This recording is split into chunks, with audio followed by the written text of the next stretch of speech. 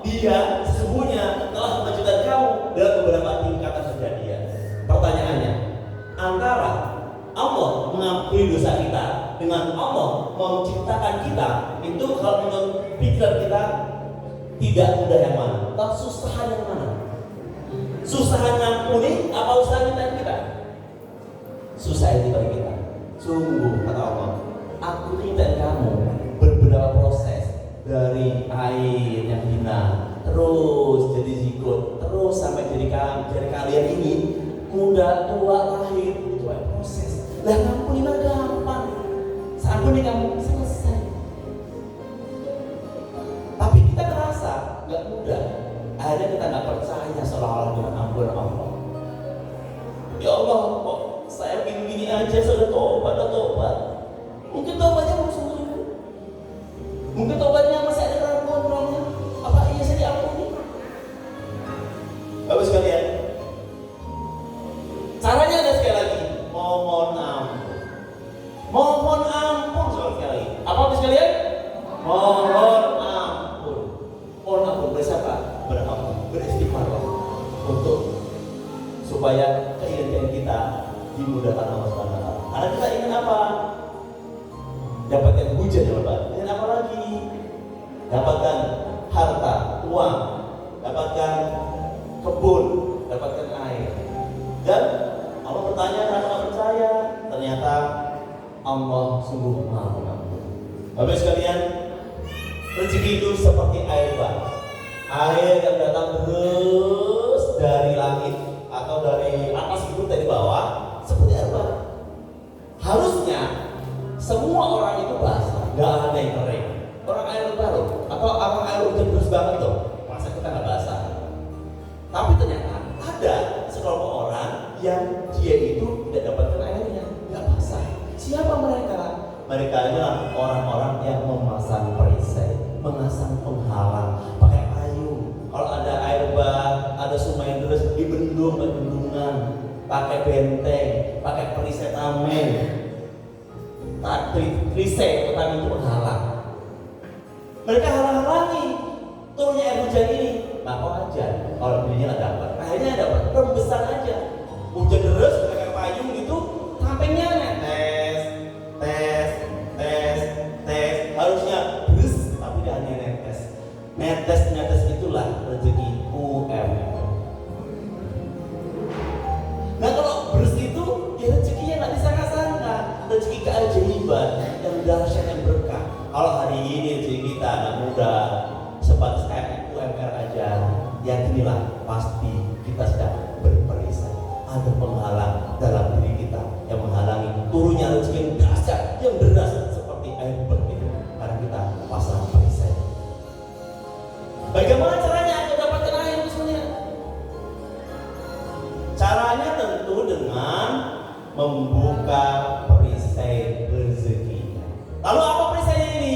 Perisainya adalah dosa. D-O-S-A-S-A.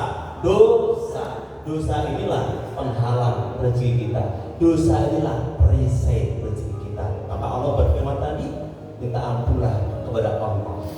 Karena Allah Maha Pengampun. Maka Allah akan turunkan hujan, Allah akan berikan harta, Allah akan berikan anak-anak, Allah akan berikan kebun-kebun, Allah akan berikan sungai-sungai. Tapi mengapa kamu tidak percaya pada Allah penciptaan manusia? Pada proses yang bertahap itu tidak mudah Allah mengampuni kamu. Maka yakin sekalian, kita semua pasti diampuni oleh Allah selama kita minta ampun kepada Allah. Artinya kita minta ampun berarti kita sudah membuka perisai rezeki.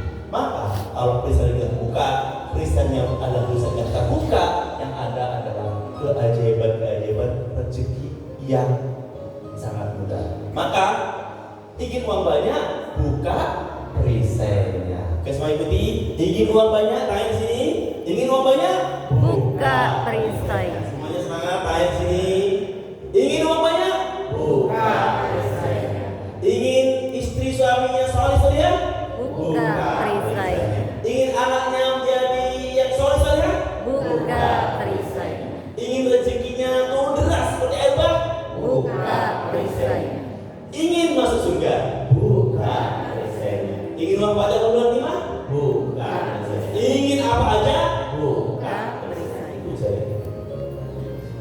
materi riset itu intinya adalah bagaimana kita bisa membuka.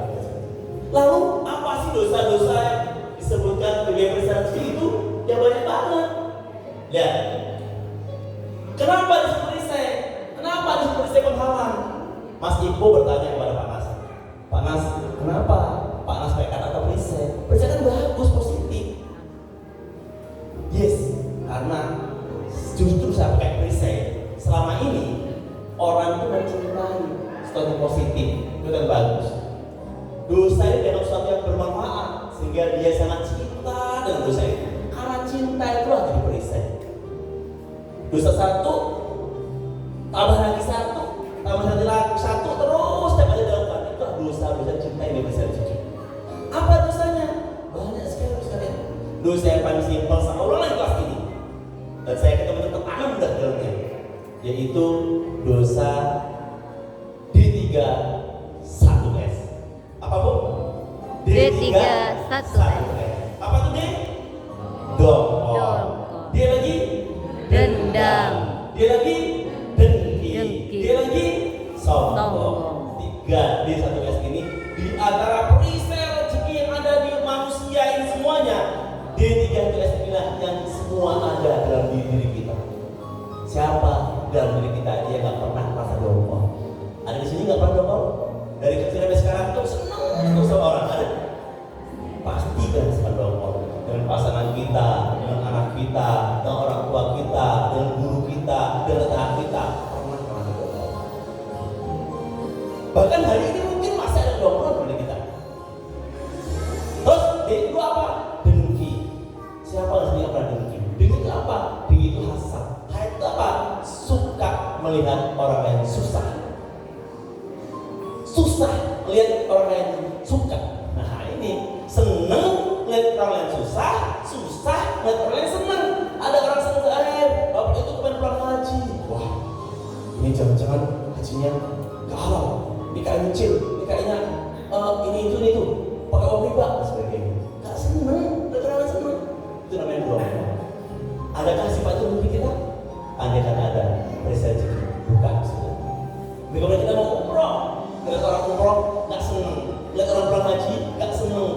Bagaimana kita mau punya keturunan yang solih-solihah? Lihat anak-anak orang lain kalau bisa hijau kita nggak seneng. Jangan-jangan anaknya itu gini, bayar tuh kayaknya itu, sudahnya terbaik bayar itu. Sujud, dengki nggak suka. Wajar kita nggak bisa buka rezeki yang namanya dengki. Terus lagi dendam. Siapa yang tidak pernah dendam orang lain? Ada usaha nggak pernah dendam? Orang pernah kita mukul kita waktu masih kecil, diingatnya sampai sekarang. Ingat ya, kamu dulu mukul saya. Jangan kita sekarang nggak berani. Memang saatnya saya nggak berani, tapi nanti saya balas. Anakku yang balas anakku. Wah, udah sangat jangka panjang keturunan tuh. Ambil kita yang disakiti orang, kita nggak bisa balasnya, nggak berkuasaan. Nanti anak kita yang membalas si dia. Masya Allah, dendam itu panjangnya. Terus dari apa itu namanya? Presiden rezeki kan cintai, dipegang terus jangan dilepaskan.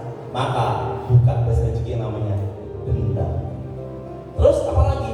Sombong. Siapa yang sendiri gak pernah sombong? Hampir gak ada. Sombong itu nempel dari kita. Merasa paling ganteng, merasa paling cantik, merasa paling oke, merasa paling kaya, merasa paling pinter, merasa paling hebat, merasa paling solih, merasa paling ter di antara yang lain. Masya Allah, padahal kita semua bisa itu karena Allah. Padahal kita ada itu karena Allah. Padahal kita ini karena Allah, karena Allah, kenapa sombong? Maka buka rezeki namanya sombong. Tentu banyak sekali itu saudara yang bisa rezeki saudara. Tapi saya fokus ke itu aja supaya bekas dalam diri kita. Karena di 3 itu ada semua dalam diri kita. Terbukti dari pertama kali nggak ada yang ngacung, saya nggak pernah pak dengki, saya nggak pernah pak sombong, saya nggak pernah pak dongkol, saya nggak pernah pak dendam, nggak ada. Bahkan saya pun pernah mengalami. Mari kita istighfar bareng-bareng. Astagfirullahaladzim. Sekali lagi Astagfirullahaladzim. Itu saya, ya Allah, ampunilah dosa-dosa dendamku, dosa-dosa dongkolku, dosa-dosa dengkiku, dosa-dosa sombong ya Allah oleh Maha. Amin. Pas beberapa bulan yang lalu saya ada SMS di sini, seorang ibu-ibu. Awalnya tangannya itu nggak bisa digerakkan oleh nulis.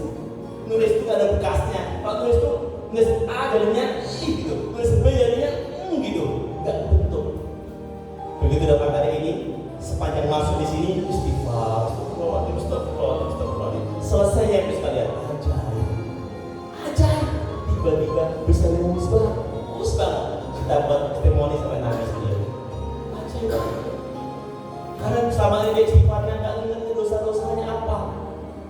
Maka sekalian, mulai hari ini saya ingin mengajak sekalian, kita membuka bersih rezeki dengan cara mengistighfari dosa-dosa kita. Bukan menunggu dosa orang. Itu tuh, saya tahu tuh kemarin sekolahnya dia itu nyogok, dosa. Orang lain jelek. Itu tuh, saya tahu kemarin dia ini pas belanja di sana beli cabai sekilo ngambil lagi 2 biji. Itu dosa itu. Orang lain dinilai hasilnya. Akhirnya saya tuh kemarin saya lihat tuh beritahu penting 3 ngambil 1. Dosa itu. Nah, tahu dosa orang, tapi mana dosa sendiri? Mana kita itu dosa sendiri? Sudahkah? Kalau belum, sepulang ke saya ini bisa lihat. Bahkan nanti pas saat Jumat bisa lihat. Ingat dosa-dosa kita. Ya Allah, saya pernah berdosa ini, ya Allah. Hari semua ampun, ya Allah. Belum pernah dosa yang dapat itu bertobat, ya Allah. Hari setobat, ya Allah. Saya ingin dapatkan keajaiban, ya Allah. Saya ingin mendapatkan rezeki yang besar, ya Allah. Saya ingin mendapatkan A, B, C, D, E. Syaratnya buka dosa. Dosa apa lagi? Nah, yang saya udah malam lagi kemarin ini. Dosa pikiran kita, dosa lisan kita yang sering sekali terceplosan. Pak Usman, selesai mana? OTW, padahal masih di tempat tidur. Pak Herman, Pak Herman, sudah mau landing, padahal belum take off. Sudah mau landing katanya, padahal belum take off. Bahkan masih mau masuk ke pesawat, namanya sudah mau landing. Dosa pada itu kan? Kebohongan dan dosa. Bohong ini hampir semua lisan kita pernah sekalian. Siapa sih yang pernah bohong? Masya Allah. Tiap kali saya itu OTW, ini ngomong gitu ya gak tepat gitu loh. Kenapa sih kita gak suka begitu? Ya sesuatu yang lumrah, sesuatu yang asik, yang positif tadi ini, yang merasa manfaat gitu loh. Kalau bohong saya nanti gak dimarahin sama bos saya. Kalau saya bohong nanti saya selamat, gak dibully sama teman-teman. Kalau saya itu manfaat gitu loh. Akhirnya pilih bohongnya. Pilih gak disukai Allah daripada gak disukai bos. Pilih gak disukai Allah daripada gak disukai teman-teman. Pilih gak dapat rezeki dari Allah daripada gak dapat rezeki dari kita. Masya Allah, obat sekali. Maka rezeki ini mengajak kita semua membuka. Semuanya siap sekalian? Oke, kalau saya bilang siap, lebih siap, ya.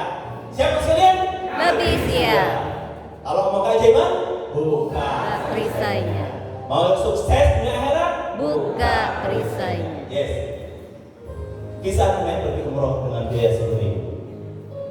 Suatu saat ada seorang nenek. Nenek ini hobinya nulis, minta-minta, nodong sana, nodong sini. Saking cerdasnya beliau tahu mana tempat basah, tempat kering.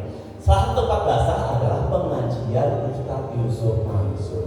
Yusuf Mansur mengajarin tentang sedekah. Dia mempraktek untuk praktek orang ngasih sedekah. Akhirnya dia nodong di sana. Orang ngaji dia duduk di depan sambil bawa ini sedekahnya Pak, praktek Pak. Kan udah belajar sedekah tadi. Ayo praktek sini, ayo praktek sini. Gitu. Akhirnya 100.000, 200.000, 50.000. Sugih Pak nenek ini. Dapat uang banyak. Tapi dia nggak sadar itu perisai, itu dosa. Minta-minta itu nanti di akhirat kita kepada Allah tinggal kerangka sekalian, kerangka aja, nggak ada tinggal pelit. Allah habiskan, dia kerangka aja. Dosa minta-minta, dia nggak tahu. Akhirnya ada sahabat yang mengingatkan, Ustaz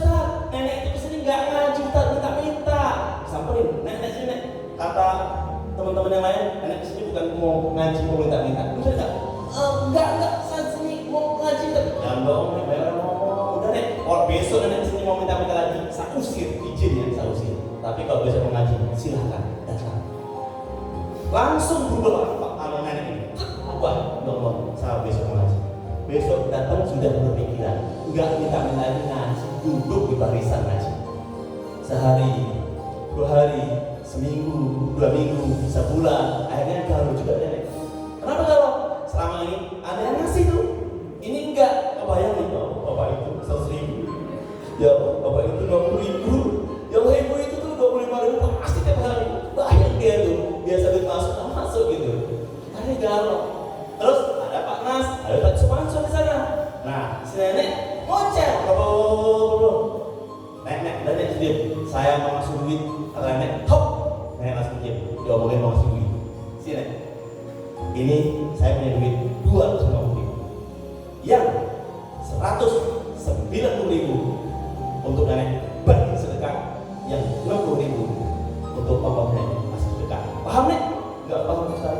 Kata saya Sumanso, Nas maju Nas. Enggak paham nek Nas. Oke Pak, oke Ustaz, siap. Gampang mah, nenek mah gampang. Cukup pelan-pelan aja nenek mah. Nek, Ustaz Sumanso masih duit nek 250.000, bener kan Ustaz? Enggak ada Ustaz Sumanso-nya. Udah kabur, Ustaz Sumanso ini ngerjain saya. Ayo, oh iya. Saya suruh nerusin jelasin sama ngasih duitnya. Yes, saya jebak yang baik. Akhirnya keluar dompet Ustaz kasih. Bisnisnya berapa? 300.000. Mau minta kembalian? Tensi dong. Nek, 250 nek ya, yang belum kembaliin. Gak mungkin. Dikasih nah. Nek, saya mau ngasih duit 300.000 nek. Yang 240 nenek sedekahin ke komunitas nenek. Yang 50.000, 60.000 untuk ongkos nenek ngasih sedekah. Paham nek? Paham. Karena lihat duitnya. Dia jelasin orang kalau ada duit itu gampang sih. Kalau ada duitnya nggak gampang emang. Nah akhirnya si nenek tukerin uang ini 10.000, 2.000, 5.000, habis ditukerin, langsung dibagi. Semua teman-temannya kebagian. Datang 2 orang, 3 orang datang. Nah, nenek dengar bagi-bagi sedekahnya. Nenek gak asik, gak ngajak saya nek. Nenek mah curang, nenek mah mana nek bagian saya nek. Maaf dah, jangan bohong nek. Akhirnya teman terpaksa. Nenek ambil bagian dia berapa saya? 60.000 yang diambil 10.000 aja. 10.000 aja dialangi. Ini bagi 3, habis ya, habis ini bagi 3. Nggak bisa sini lagi. Terima kasih nek. Paginya nenek lakuin itu. Sorenya ada Bu Haja Maria. Nek, beberapa bulan ini nek, ya, beberapa bulan ini saya kepikiran nenek terus. Alhamdulillah nek, pagi tadi nenek sudah saya daftarin umroh. Masya Allah sekalian, pengemis, nggak kerja apa-apa, hanya ngaji, tapi dia tobat, buka perisainya, dan berbagi pada orang lain, mengeluarkan bagian dia. Apa gimana berikan? Langsung dapat umroh gratis senilai 10.000. Kata si Pak Bu Haja Maria, beberapa bulan ini berarti saat dia mengemis, minta-minta, itu sudah diingat-ingat terus oleh Ibu Haja Maria. Begitu dia buka rezeki, ajaib datang semua. Ini bisa nyata, langsung dipraktekkan oleh Pak Rasulullah. Akhirnya jadilah jurus ini, jurus perisai rezeki. So, sekalian, kita semua bisa seperti nenek dengan catatan membuka perisai rezeki. Baik sadar atau dipaksa. Hanya saya maksa sekalian. Ayo buka perisai rezeki. Ayo buka perisai rezeki. Saya ngajak diri saya sendiri, juga ngajak teman-teman semua. Ayo buka perisai rezeki. Karena rezeki itu akan mudah jika perisainya sudah ada. Ini mau datang uang 5 miliar. Ini 5 miliar punya aku nih. Tapi kita pesan payung. Nggak nyampe. Limpas ke sana kan. Datang ke kita. Kita buka payungnya. Maka 5 miliar kita. Karena rezekinya sudah kita buka. Tapi sekalian, tadi bersama Ika, Mbak Ika tadi juga gitu. Membuka rezeki. Sebulan dapat mobil CRV. Tadinya ada pinginnya. dia nih resign dari usahanya, pekerjaannya. Ternyata orang tuanya nggak ridho, sedang asik-asik karirnya, bagus prestasinya, rezekinya banyak, kok keluar tuh, nggak ridho. Oke, keren banget ada adik kita, insya Allah jadi anak ajaib. Nah, nggak ridho ibunya, dia belajar sana sini, kok nggak dapat. Lalu dia dapat ilmunya, kejar ridho ibunya. Silakan Ustaz Muhammad, insyaallah rumahnya sehat semuanya ya. Apa? Beliau ada seorang anak ajaib sekalian. Di kelas kita ada 2 balita anak ajaib, insyaallah ada ilmu MR. Anak balita itu ajaib, nggak harus ngerti, tapi juga omongan-omongan, insyaallah jadi keren banget. Nah, berusaha keras dapat ridho ibunya. Akhirnya itu ibunya ridho, Allah beri keajaiban berupa mobil CR-V gratis dari Allah. Mulai gimana caranya? Nanti bisa simak di videonya di YouTube Pak Nasrullah Magnet Rezeki. YouTube-nya klik, ada testimoni pengamal ilmu magnet rezeki. Bagus sekali ya, orang yang kenal Allah mau uang banyak itu kayak mana? Kerja keras, workaholic, kerja keras, kerja cerdas, kerja lindas akhirnya. Ada kerja terus. Orang banyak main itu. Tapi orang yang kenal Allah mau uang banyak kayak mana? Minta ampun aja. Tahu bahwa mau uang banyak gimana? Istighfar aja. Kok semudah itu? Ya iya. Selama ini kita harus kalian workaholic, tapi nggak tahu bahwa kerja pagi siang sore lembur sampai udah pensiunnya masih kerja lagi. Harusnya pensiun itu udah fokus ibadah, masih kerja lagi. Dan apa? Workaholic. Harusnya gimana? Workaholic. Kamu workaholic itu kerja, dia kerja, tapi kerja hanya jadi wasilah ikhtiar saja. Fokusnya kemana? Ke tobat. Ke tobatnya kerja nggak buat dosa, kerja nggak nyakiti orang lain, kerja nggak nyakiti bosnya, nggak nyakiti anak buahnya, nggak nyakiti pelanggannya, kerja nggak buat dosa, kerja nggak korupsi, kerja nggak begini begitu yang nggak bagus, kerja nggak bully, kerja nggak nyuruh waktu, kerja nggak berbuat dosa, nggak buat bisa rezeki. Hal itu apa bisa lihat? Kerja. Begitu pulang dari SHM ini, besok kerja nih kamu. Ya Allah, saya kerja hari ini untuk menyambut rezeki Allah. Dan saya kerja hari ini untuk membahagiakan pimpinan saya, untuk membahagiakan pelanggan saya, untuk membahagiakan masyarakat bidang saya, untuk membahagiakan teman-teman saya ada di kantor, sehingga tak ada lagi kita menyakiti orang lain. Selama ini mungkin dengan kerja pun si dia ini kembali buat laporan gini, yang ada dijelek-jelekin aja, karena kita mau cari muka. Hanya kita menindas orang lain. Tadi itu workaholic, kerja lindas hari. Maka yang seperti ini selamanya kalian tak akan dapat keajaiban. Kalau mau keajaiban, buka dari saya dan cara taubat. Lihat hikmah ilmu rezeki. Yang pertama, menyadari sebuah persoalan hidup datangnya dari dosa kita. Sekali lagi, persoalan hidup datangnya dari mana Ibu sekalian? Dosa kita. Ini pertama, sadar dulu. Dan kesadaran akan dosa adalah awal mula keajaiban. Bersyukurlah kalau sadar akan dosa kita, berarti itu awal mula keajaiban. Kita akan ajaib kalau nggak sadar dari dosa. Kita akan punya tuh suci aja. Terus hikmahnya apa lagi? Sibuk melihat dosa sendiri dan tidak melihat dosa orang lain, karena kita ingin keajaiban terjadi pada diri kita, bukan orang lain. Kita yang ajaib. Maka fokus ke dosa kita, ke dosa orang lain. Apa yang dosa orang lain itu ini? Dia memperbaiki diri, dia tobat, tapi kita tidak tobat. Aja ajaib dia dong. Dia ajaib, sukses, dia ajaib ya. Maksudnya nggak ajaib ya? Dia wajar. Dia diingat terus dosanya, diri sendiri ada ingat dosanya, gitu. Wajar kalau orang ajaib nggak ajaib, gitu. Maka fokus ke dosa diri sendiri, bukan dosa orang lain. Bertobat dan berhenti akan dosa masa lalu. Udah tahu sering OTW, udah tahu sering ngebully, nyakiti, maka obati, berhenti, stop.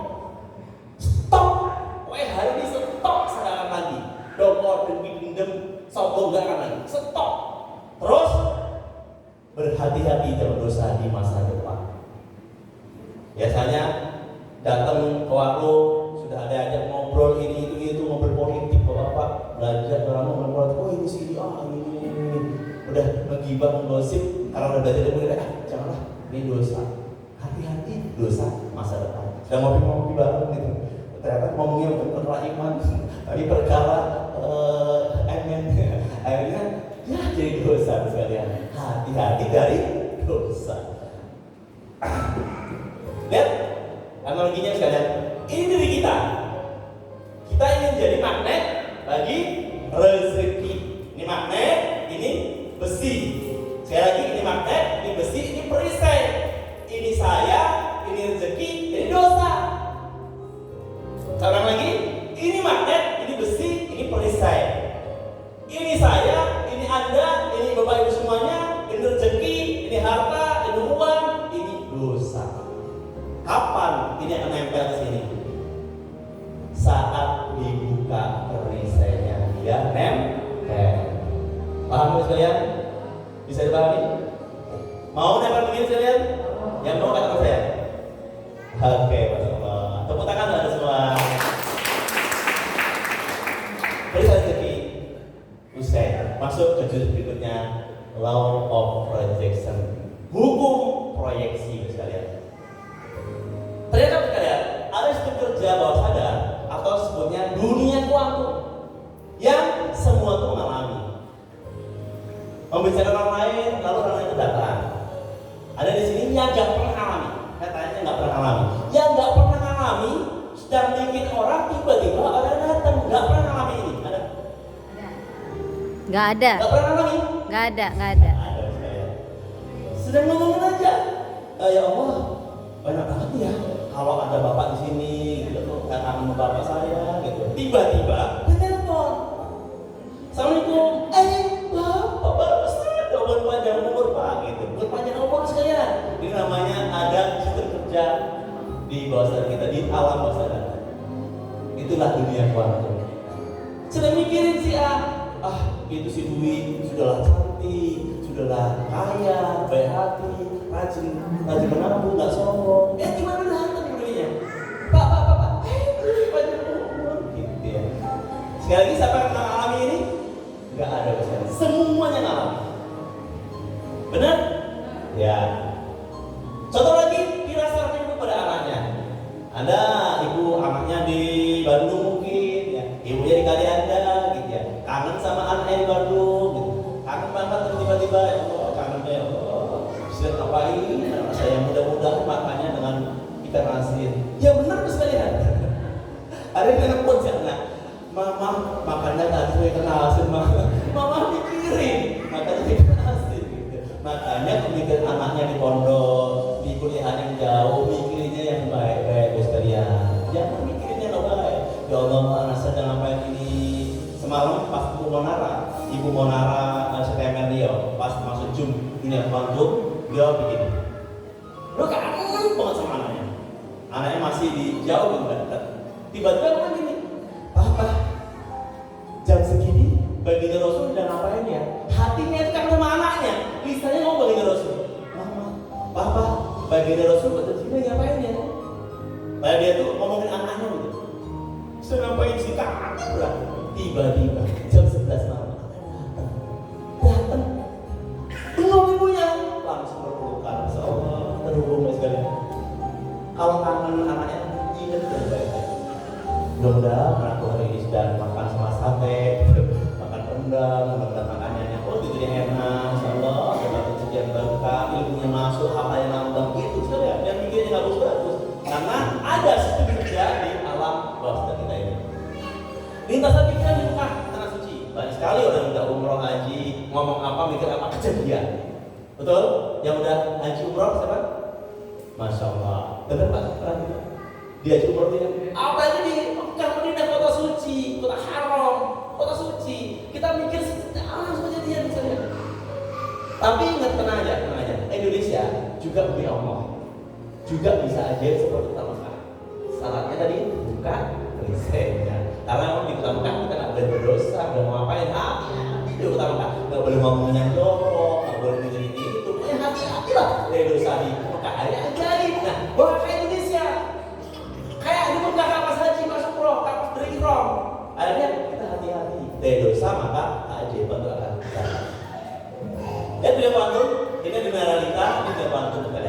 Dunia realita itu pisah nih.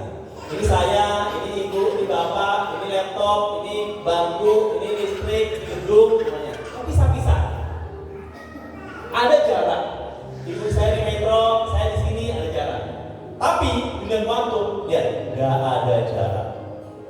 Satu sama terhubung. Ini dunia kuantum. Sekali lagi, dunia realita terpisah-pisah. Dengan kuantum nggak ada jarak. Ruh itu seperti pasukan berbaris-baris, nggak ada jarak. Nah, maka dalam dunia kuantum itu semua satu sama terhubung. Seperti tadi, kita mikir A langsung kejadian A itu. Kita mikir si anak langsung berhubung dengan anak. Itulah dunia kuantum. Keajaiban adanya di dunia kuantum. Maka kalau hari ini kita tidak di dunia realita, mikirnya hanya sebab akibat yang realita aja, segera pindah ke dunia kuantum. Dunia kuantum itu apa? Kalau kita melihat kita pelajaran ini satu bagian dunia kuantum. Simpelnya dunia kuantum seperti handphone misalnya. Seperti handphone. Nah, handphone itu kalau ada handphonenya harga 12 juta, tapi nggak ada SIM-cardnya. Ada SIM-cardnya, nggak ada kuotanya, datanya. Bisa berfungsi nggak sih? Hanya untuk foto-foto aja, bisa berselfie aja. Mau menghubungi itu kan nggak bisa. Tapi handphone harganya 500.000. Ada SIM-cardnya, ada pulsanya. Telepon di Mekah ke sini. Assalamualaikum mama. Waalaikumsalam. Terhubung langsung Pak besok kita ya. Langsung. Nggak delay. Itulah dunia kuantum. Dunia kuantum itu sangat cepat. Nggak ada batasannya karena satu sama terhubung. Maka rezeki itu kalau ditanya apa itu makna rezeki? Satu sama terhubung. Semuanya apa itu makna rezeki? Satu sama terhubung. Kalau kita mau jadi makna rezeki, kita harus masuk ke dunia kuantum supaya bisa sama terhubung. Kita bisa menarik rezeki apa? Pak Mas tadi menarik apa? Tanah, kereta, umroh berkali-kali, rezeki biasa Pak Mas. Kita juga bisa menarik. Bahkan kata Pak Mas, muridnya itu lebih ajaib dari gurunya. Saya berkeyakinan kami yang di sini panitia penyelenggara ini tidaklah lebih ajaib daripada peserta semuanya. Saya yakin, insya Allah saya semuanya lebih ajaib dari kami semua. Amin. Bisa lihat keajaiban terjadi di dunia kuantum. Ini sekali lagi dunia kuantum, dunia kenyataan ya, di secara umum kenyataan benda, molekul atau partikel. Dunia kehidupan, nasib, karakter, kebiasaan, tindakan. Ini dunia realita, kelihatan fisiknya. Benda kelihatan, molekul bisa pakai mikroskop atau bisa partikel bisa. Nasib kelihatan, oh dia petinju, oh dia tukang sapu kelihatan. Karakter kelihatan, oh dia nyapu, ada jadi nasib tukang sapu. Oh kelihatan, kebiasaannya dia tuh suka bersih-bersih. Terus tindakannya, ya itu awal-awal ada tindakan mempengaruhi menjadi kebiasaan, menjadi karakter, menjadi nasib. Nah ternyata dunia realita ini tidaklah lebih ajaib dasar daripada dunia kuantum yang tak nampak, yaitu kuantum energi super energi. Di dunia realita itu nampak, dunia kuantum ada yang namanya pikiran, perasaan, spiritual. Pikiranlah yang mengarungi tindakan, perasaanlah yang mengaruhi pikiran kita, spiritual kita mengaruhi perasaan, mengaruhi pikiran, mengaruhi tindakan. Maka sekalian, kalau kita mau ajaib, masuk dunia kuantum. Masuk kemana? Kita kuasai pikiran kita, perasaan kita, spiritual kita. Siap, Bapak Saudara? Lebih siap. Oke, kalau kita menguasai ini bisa lihat, maka realita ini mah jadi kecil, gampang banyak gimana. Yang penting ini dulu baiknya. Karena tadi membuka perisai rezeki bagian dari dunia kuantum. Masuk dari kuantum dimulai dari menguasai kekuatan pikiran, lalu kekuatan perasaan, kemudian kekuatan spiritual. Hari ini kita akan belajar masuk dengan kuantum melalui kekuatan pikiran. Karena tak cukup waktu sampai jam 12 untuk membahas tiga ini. Akan bersambung di agenda berikutnya. Setiap pikiran adalah energi yang terpancar dan bervibrasi ke alam menjadi nasib. Dan hidup itu adalah proyeksi. Lihat di gambar otak. Ternyata otak kita itu menerima Sekali lagi, 2 juta per detik informasi masuk ke otak kita, disaring ke otak kita. Jadilah 60.000 pikiran setiap hari. 2 juta informasi masuk ke otak, jadilah 60.000 pikiran setiap hari. Pikirannya ada yang positif, ada yang negatif. Nah, dipancarkan oleh otak kita ini, teng informasi masuk, disaring, dipancarkan jadi pikiran, jadilah dalam layar yaitu nasib. Itu laptop adalah pikiran kita. Terus ini adalah layar, adalah rekor, itu adalah otak kita. Ini adalah layar, adalah nasib hidup kita. Kalau mau berubah, kita enter laptopnya, enter sampai detiknya nih ke bawah, tek, di sana berubah, di sini juga berubah. Kalau kita cek sana, sampai tek lagi, tek, berubah, di sana juga berubah. Nah, laptopnya itu adalah pikiran kita, termasuk perasaan dan motivasi. Proyektornya adalah otak kita ini, memancari terus, mikir terus di otak kita ini. Terus layarnya adalah nasib hidup kita. Seorang ini, pikiran kita adalah laptopnya, proyektor ini adalah otak kita yang mikir terus itu. Terus nasibnya adalah layar ini. Maka rasa kaya adalah menguasai kota pikiran. Tadi kan siapa yang uang? Saya. Nah, bagaimana bisa dapat uang itu? Taubat tadi. Terus satunya taubat dengan menguasai kekuatan pikiran. Hari ini kita masuk satu dulu dunia kuantum, yaitu dunia pikiran. Kita kuasai kekuatan pikiran kita. Bagaimana cara menguasainya? Karena akal kita berpikir setiap hari, dan pikiran ada yang positif dan ada yang negatif, dan ternyata setiap pikiran adalah doa. Pikiran itu adalah doa yang selalu dijawab oleh Allah. Semua doa dikabulkan oleh Allah, baik yang positif maupun yang negatif. Ud'uni astajib lakum, berdoa padaku langsung saya kabulkan. Dari mana ini? Pikiran-pikiran kita. Maka kita nggak punya pilihan lain atas pikiran kita kecuali berpikir yang baik saja. Suatu saat Pak Nas sudah jamaah. Pak Nas, saya ini sudah sholat, Pak Nas, sudah sedekah, sudah puasa, bahkan sudah umroh haji, Pak Nas, tapi saya masih begini aja, masih miskin aja. Itu dari jawaban Allah. Iya Pak Nas, gimana sih, saya udah duha, saya udah sedekah, saya udah haji, Pak Nas, tapi saya nggak kaya-kaya, Pak, saya masih miskin aja. Itu dari jawaban. Belum juga apa? Kalimat terakhir itu loh. Apa yang kau minta? Miskin. Itu. Pengennya mah kaya, pengennya mah sukses, tapi pikirannya miskin terus. Ada tulisan di tiang telepon, hubungi ini, bunga 0%, baru sudah simpan mereka. Ada SMS pinjol 0 rupiah, langsung dihubungi, Masya Allah. Karena pikirannya itu ya kurang terus itu. Ada PLT datang, kok saya nggak pakai PLT, Pak Adus, wah gimana nggak bener katanya, saya itu miskin, pengennya kaya. Nah, saya miskin, pikirnya miskin, sampai kapanpun miskin uangnya. Karena apa? Kita nggak bisa menguasai pikiran kita. Pikiran kita itu dibawa ke alam-alam yang bagus. Miskin, perlu duit, perlu pinjaman, hutang, ya sepanjang hari kita hutang terus misalnya. Selama seumur hidup kita, kalau kita nggak ubah pikiran kita ini, maka itulah yang terjadi. Maka pikiran kita yang baik-baik. Latihannya juga rezeki dengan mengucapkan wow keren sekalian. Ada apa-apa ngomongnya apa? Wow, keren. Pagi saya alami sekalian. Udah subuh pulang jamaah saya agak siang, jam 6 baru pulang. Begitu keluar sendal nggak ada. Sebelum kenal MR, sendal itu nggak ada. Orang aja. Kaki siapa nih? Dasar mata di kaki.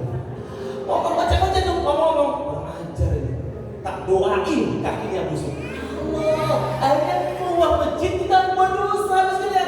Habis sholat minta ampun berkali-kali, keluar masjid buat dosa. Bagaimana kita aja? Tapi saya udah belajar MR kalian. Gak ada begitu dosa sendal. keren. Sebelah saya nggak ada. Alhamdulillah, terima kasih ya Allah. Ada saya berdoa sekarang. Semoga yang kakinya yang mengambil sebelah saya diberi kesehatan. Semoga kakinya bisa melangkah ke Mekah, Madinah. Lihat sekarang doa saya. Akhirnya saya doa, semoga yang ambil sendal ini bisa umroh haji. Itu kehilangan sendal, saya berdoa untuk orang yang akan sendal itu biar haji umroh. Kira-kira bagus yang saya ngomongin kakinya busuk atau bagus yang saya ngomongin bisa umroh? Masya Allah. Itulah biasa kekuatan pikiran. Ibu bapak ini saya happy terus ini. Kami benar udah kisah itu sendal. Sangat sekali ya. Maka akhirnya juga hilang sendal. Apa ngomongnya? Wow, keren. Dompet ketinggalan gimana? Wow, keren. Kebakaran rumah kita. Ngomongnya mana? Wow, keren. Ada copet ngomongnya gimana? Wow, keren. Itu latihannya. Supaya apa? Supaya pikiran kita ini positif terus. Itu latihannya. Dan ini kata para tadi dipraktekkan. Gimana sekalian? Dipraktekkan. Siapa yang saya praktek ilmu ini?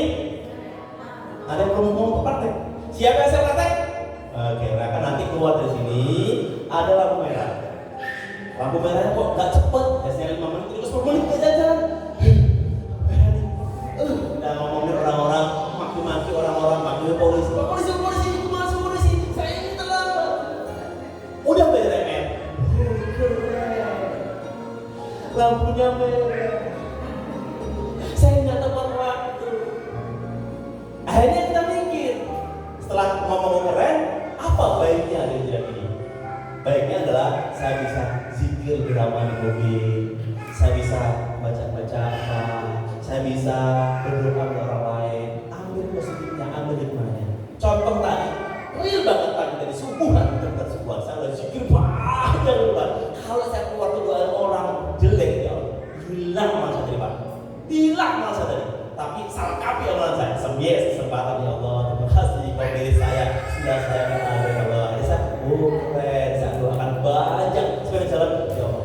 Semoga yang ambil sendal ini bisa umroh dan haji ya Allah. Ya Allah, semoga yang punya yang dapat yang ambil sendal saya ini semoga semakin sehat badannya. Saya lagi sepanjang jalan lagi kan. Ajari amalan saya. Lengkaplah amalan saya pagi tadi.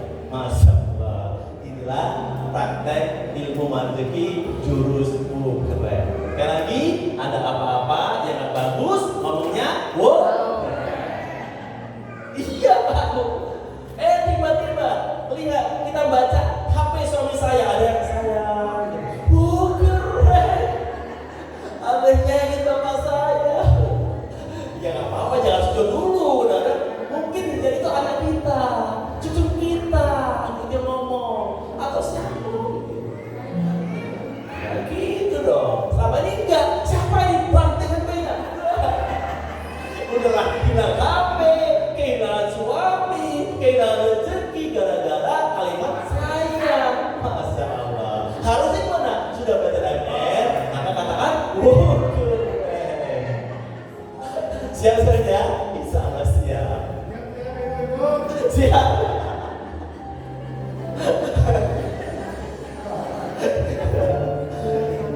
Ada kisah kok ya. Kisah ini sangat asik ya. Ini kisah asik ya. Kisah nyata. Tapi namanya bukan nama sebenarnya. Ada seorang anak namanya Fatia. Umurnya 2 tahun sekalian. Dia anak cerdas, cantik, cerdas pintar banget. Anak orang kaya. Orang tuanya kerja, dari nafkah dua-duanya. Sering keluar kota, bisnis. Suatu saat Fatia masuk sedang bermain di rumahnya, ditinggal orang tuanya.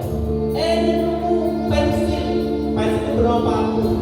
Dia melihat tempat tulis, batu bernama mobil bapaknya baru.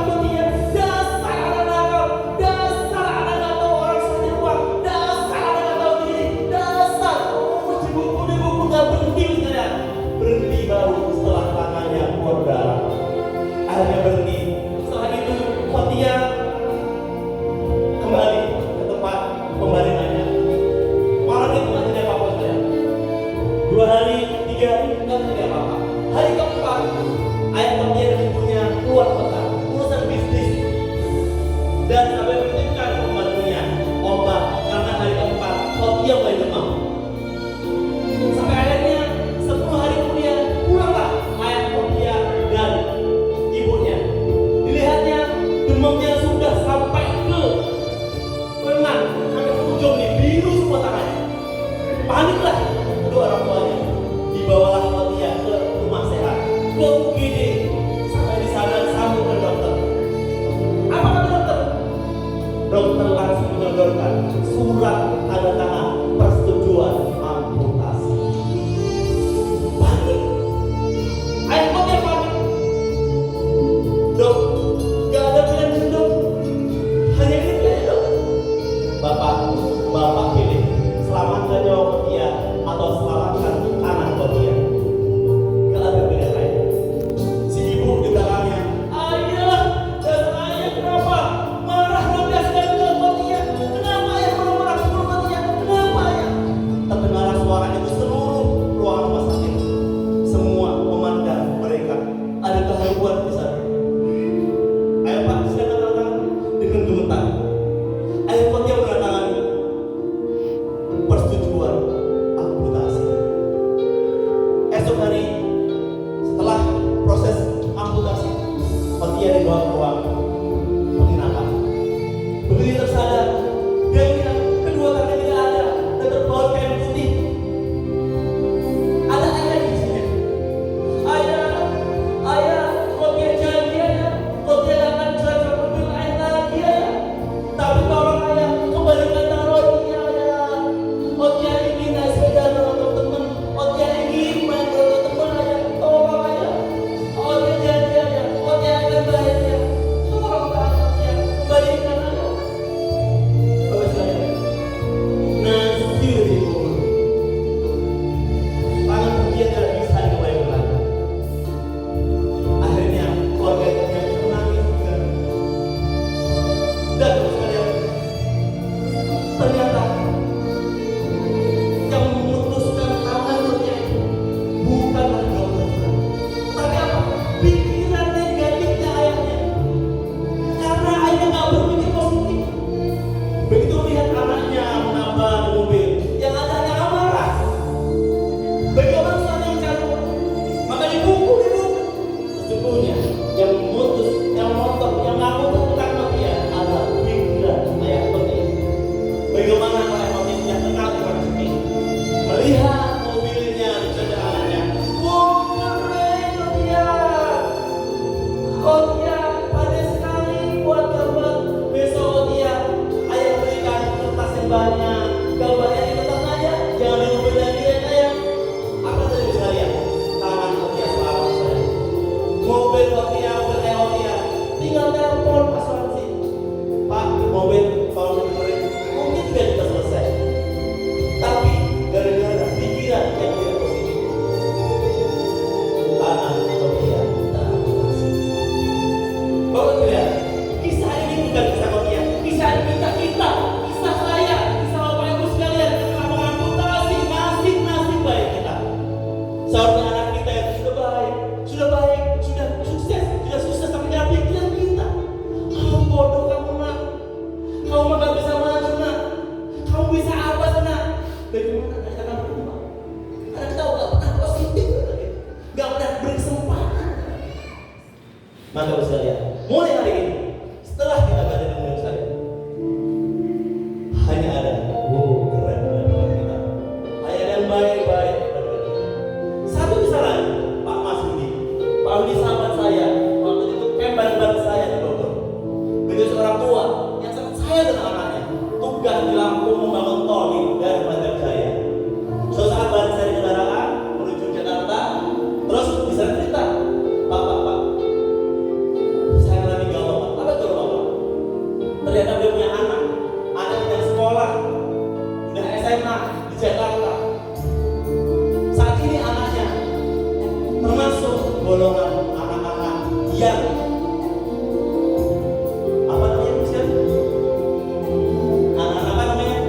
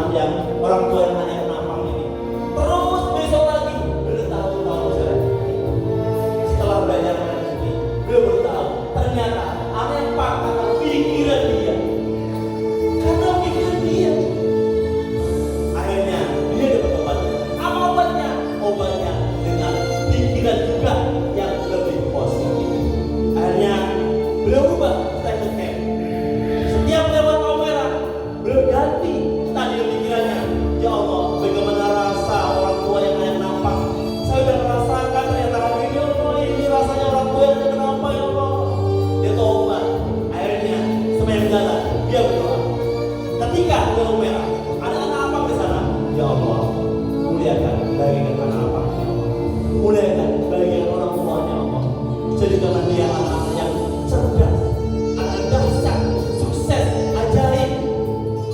Doa-doa demi doa keluar dari lisan Pak Masudi. Apa hasilnya sekarang? Gak lama dari situ anaknya sembuh dari penyakit paru. Telepon ibunya dari Cirebon ke Lampung. Ayah, alhamdulillah ya, kenapa bu? Kamar kakak sudah mati ayah. Seneng banget. Tadinya kamarnya itu ada gawat, berbagai macam gawat. Sekarang udah putih, tanda-tanda kesembuhan sudah terjadi pada anak. Dan sekarang anak sudah tak kepala lagi. Sekarang masuk komunitas Vespa. Lebih baik dari depan. Sholat sudah mulai dijalankan. Bahagia sekali. Lihat. Kenapa itu terjadi? Karena pikiran. Sekali lagi jangan apa? Pikiran. Pikiran itu dan kuantum kita pertama saudara. Kalau kita ajaib pertama masuk ke kuantum. Berkata apa? Pikiran kita. Bagus pikiran kita ini. Jangan pernah ada pikiran yang negatif di sini. Jangan pernah ada sujud. Jangan pernah ada yang nggak bagus ini. Ganti semua dan pikiran yang positif semuanya. Maka kehidupan kita akan semakin ajaib. Mengubah nasib dimulai dari mengucapkan wow, keren. Semuanya mengubah nasib dimulai dari mengucapkan wow, keren. Siap Bu Silia? Lebih siap. Insyaallah. Baik, kita tonton film singkat ini. Ya. Ambil iklan dari film ini. Fokus.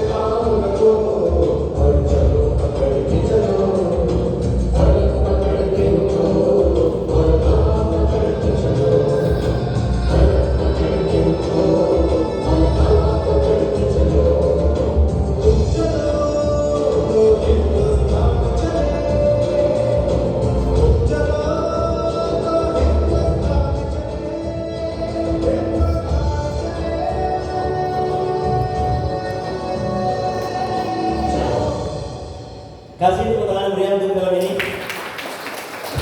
Baik sekalian, film ini mengisahkan seorang anak yang ajaib. Ada persoalan, tantangannya apa? Pohon tumbang di jalanan.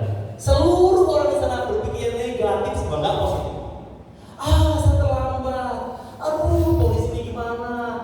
Ini pemerintah gimana? Aduh, ini nggak bisa. Semuanya berpikir tidak positif. Satu orang anak yang berpikir, keren. Ada pohon tumbang. Taruh tasnya, mulai dorong-dorong. Keren. Dorong-dorong. Bisa sekalian? Bisa? Enggak bisa. Tapi lihat apa energi positif yang dia dapatkan. Tadi dorong, keren. Anak-anak itu bikin mereka kecil. Ngajak main-main gak ajak saya bang, ayo bareng-bareng. Bikin dorong, keren. Saya sedang dorong-dorong pohon ini. Apa akibatnya? Energi itu menyebar ke seluruh orang. Semuanya tertarik. Anak kecil dorong, kok saya enggak? Ayo turun juga. Sama-sama. Ayo kamu terbang. Turun juga. Basah-basah. Akhirnya selesai sekali dengan diangkat oleh mereka. Karena apa? Pikiran positif satu orang anak. Keren. Yang lainnya tidak positif. Itu yang tidak bisa. Fokus saya ketika kita punya persoalan. Cukup katakan. Keren. Fokus. Keren Allah. Keren yang kau berikan ini Allah. Fokus Jangan ada pikiran yang negatif di dalamnya. Positif semua, baik sangka terus. Sehingga apa? Kalau kita positif, Allah mengirimkan malaikat-malaikatnya. Hati yang positif, Allah akan malaikat-malaikatnya. Allah menyelesaikan persoalan kita. Tapi kita nggak positif, pikirannya hujan terus kenapa? Gak bagus. Malaikatnya jauh. Yang ada di tipis yang nemenin kita. Akhirnya kedua kita tak selesai, bertambah parah sekali. Maka keren itu adalah satu cara masuk dunia waktu menguasai alam pikiran. Bayangkan jika Otia tadi, bapaknya ngomong keren, maka Otia selamat senyumnya, tangannya ini utuh terjaga, mobilnya juga selamat dan sekalian. Tapi kalau udah terlanjur kan masih dikubur, Otia cantik ini tangannya lepas, mobilnya juga nggak bagus. Karena apa? Pikiran yang tidak positif sekalian. Penggunaan waktu bagaimana caranya? Ada dalam malam ajaib karena datang dari surga. Kita ini malam ajaib dari surga sekalian. Ajaib dari surga kok. Maka bijak-bijaklah menggunakan keajaiban Anda. Apapun yang terpancar pasti jadi soalnya. Jadi sekalian. Apa tapi ini kan jadi hati-hati. Maka pilih-pilih yang positif aja. Bagaimana jika kamu berpikiran semuanya baik? Tadi kamu berpikiran kita masih ada campur-campur tuh. Baik nggak baik, baik nggak baik, disiplin nggak disiplin, positif nggak positif, negatif positif, semua campur. Tapi setelah dengan ini, besok, nanti, hari ini 60 pikiran kita baik semua. Maka keajaiban itu akan segera datang. Contoh, mau sembuh ke rumah sakit, sembuh sakit. Gimana sembuh kita? Faktanya nggak ada orang yang sembuh pulang dari rumah sakit. Pasti keluar rumah sakit masih minum obat tuh. Keluar rumah sakit tuh nggak sembuh. Ini sudah boleh pulang Pak, boleh pulang kalau sembuh. Bapak sembuh nggak? Bapak sudah boleh pulang. Ini resep obatnya, belum berjalan makan. Kalau Bapak udah sembuh, nggak sembuh. Karena dia sangat sembuh, sehat sembuh, sakit sembuh sakit. Maka akhirnya Gubernur Pak Anies mengganti rumah sakit jadi rumah sehat. Masya Allah, belakang juga dapat. Anak COVID, ada bayar COVID, keren. Anak pecahan gelas, keren. Bukan, anak pecahan gelas, gak saya ada orang aja, gak tahu gelas itu revinnya 10 tahun berlunas. Udahlah, gelasnya pecah, si anak juga gak happy. Katakan, keren. Harusnya saya tadi nggak dengan Siti Allah ini saatnya Allah saatnya menemani saatnya harusnya dijamret. Akhirnya badan kita galau, badan kita galau, jamretnya mah nggak kena. Orang lain ngomong kita, dan kita katakan, aduh jamret, ya Allah. Akhirnya orang-orang lain juga, orang-orang iya, itu ada jamret saya. Dan terpilih semoga jabatannya kaya raya. Semoga ini akhirnya diganti uang yang jabat itu diganti berlipat oleh Allah dengan keceriaan. Kenapa? Kita berdoa orang lain. Maka ilmu ini sudah semangat saya belajar di Indonesia. Kemudian saat semua pikiran sudah positif, maka LOP kita, LOP itu Law of Projection. Ilmu kita, kalau panas sebutnya, atau hajat, keinginan, impian, harapan, seperti biji tanaman yang jatuh di tanah yang subur. Sekali lagi, hajat, impian, keinginan kita, harapan, itu LOP. Terus, tanah yang subur itu adalah pikiran kita yang positif. Lihat, gambarnya, sebelum ML. Pikiran kita nggak ada positif, nakal, hancur, gagal, bangkrut, hutang di sini pikirannya nggak ada positif, bandel, bohong di sini. Akhirnya pikiran LP kita aja keinginan itu nggak subur karena tumbuhnya jatuhnya di tanah yang tandus. Ngomongnya mah hutang, nakal, pengennya anak saya soleh, anak saya rajin,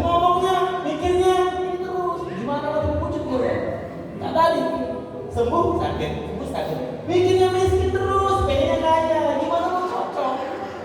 Maka sesudah kenal ML, ini nggak tumbuh. Setelah kenal ML harus lihat ya, pikirannya positif. Ngomongnya apa? Amanah. Ngomongnya apa? Keren.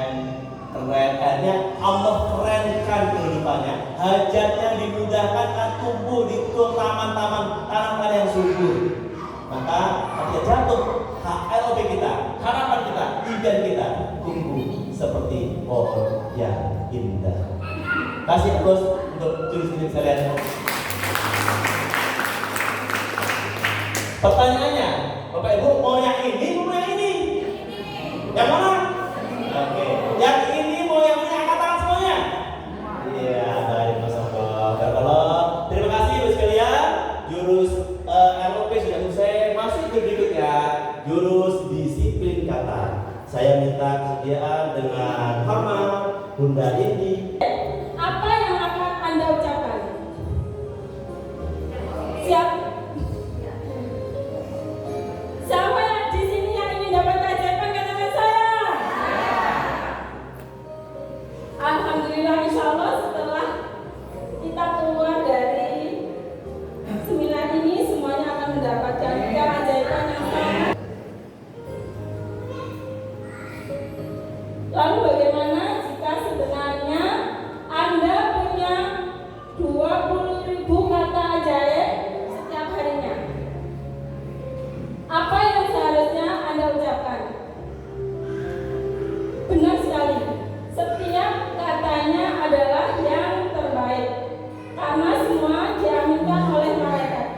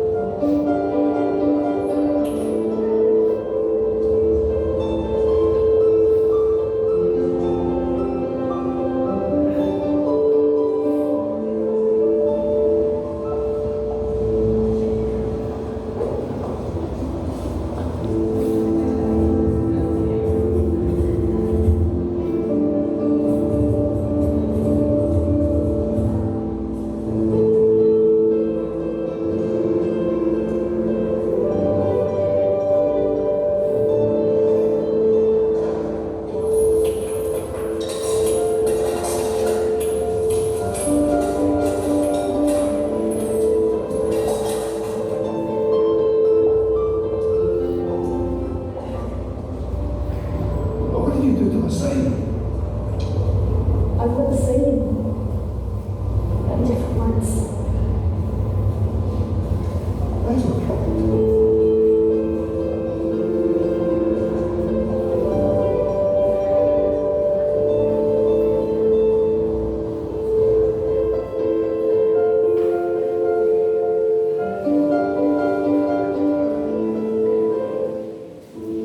Nah, setelah kita menyimak film ini, maka kata-kata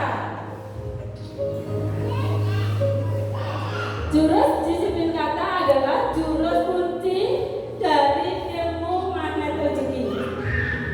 Maka ketika Hari ini aku sebut nama masing-masing telah mendapatkan ilmu rahasia pahala rezeki telah mendapatkan ilmu rahasia rezeki yang luar biasa. yang luar biasa, Kini aku memahami kini aku memahami bahwa apa saja yang keluar dari pikiranku dan lisanku akan menentukan masa depanku. Ya Allah, mulai hari ini aku berjanji akan selalu menjaga pikiran dan lisanku. Apa saja yang keluar dari pikiranku dan dari lisanku hanya yang baik-baik saja. Buang